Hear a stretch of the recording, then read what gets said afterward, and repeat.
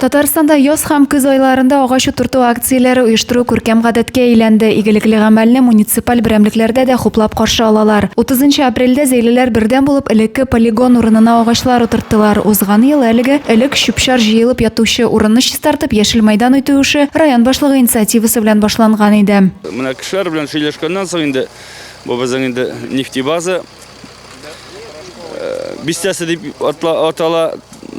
Аларда үзләренең киләчәктә ничек булыр микән дип борчылып сүзләрен сорауларын бирә башлагач, уйладык та әйттек инде монда шушындай яшел территория формировать итәргә дип.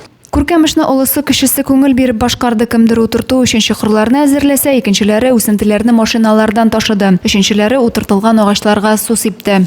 Самое главное помнить, что через несколько лет наши дети тоже придут сюда и увидят аллею, которую мы посадили. Если посмотреть через дорогу, то большие березы, это уже наши родители садили.